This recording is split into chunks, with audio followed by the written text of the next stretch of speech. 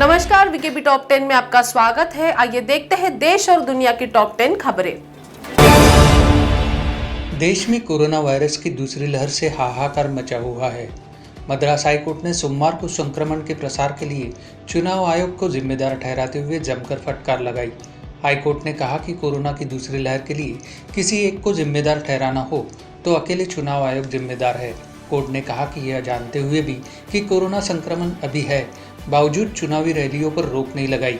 इसके लिए चुनाव आयोग के अधिकारियों पर हत्या का मामला चलाया जाना चाहिए।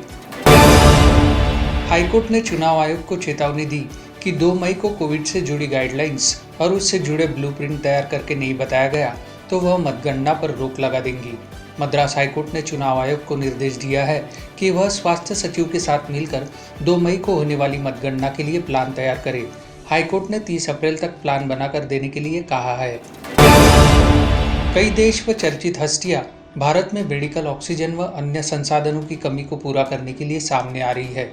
इसी कड़ी में अमेरिकी बहुराष्ट्रीय तकनीकी कंपनियों के भारतीय मूल के 2 सीईओ ने भी भारत की मदद को हाथ बढ़ाया है।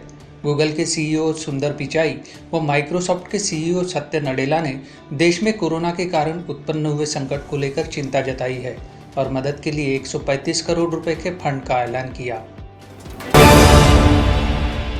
कोरोना वायरस के बढ़ते मामलों को देखते हुए कर्नाटक सरकार ने राज्य में 14 दिनों का कर्फ्यू लागू करने का फैसला किया है। यह कर्फ्यू कल यानी मंगलवार से प्रभावी होगा। पिछले 24 घंटे में कोरोना के मामले में जबरदस्त उछाल के एक दिन बाद यह फैसला लिया गया है। कर्नाटक में एक दिन में 34,000 से ज़्यादा नए मामले दर्ज किए गए हैं।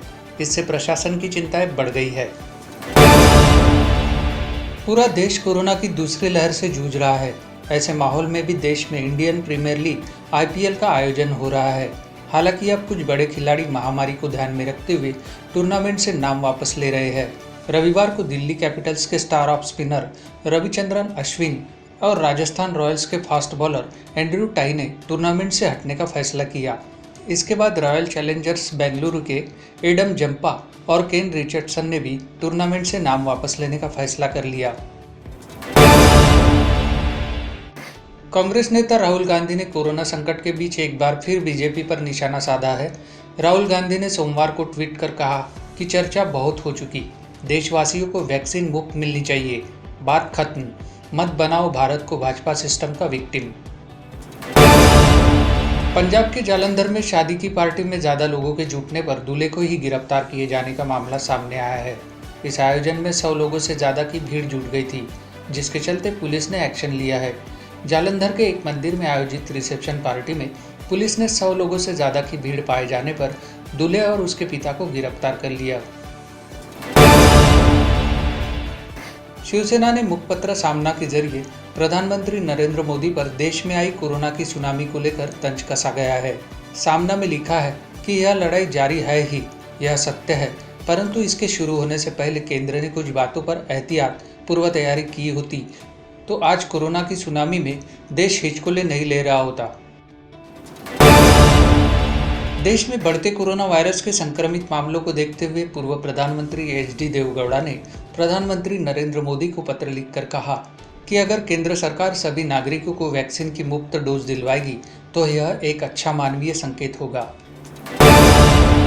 मारुति सुजुकी इंडिया के पूर्व मैनेजिंग डायरेक्टर जगदीश खट्टर का आज हार्ट अटैक आने से निधन हो गया। भारतीय ऑटोमोबाइल सेक्टर में एक महत्वपूर्ण भूमिका निभाने वाले जगदीश खट्टर 1.5 दशक तक मारुति का हिस्सा रहे और इस कंपनी को मजबूत बनाने में मदद की। पेशे से एक IAS अधिकारी और 37 साल से ज़्यादा का एक्सपीरियंस रखने वाले खट्टर 14 साल तक इस कंपनी के साथ काम करते रहे। तो टॉप 10 के खबरों के साथ अभी इतना ही। आपसे फिर मुलाकात होगी, तब तक बने रहिए वीकेबी न्यूज़ के साथ। नमस्कार।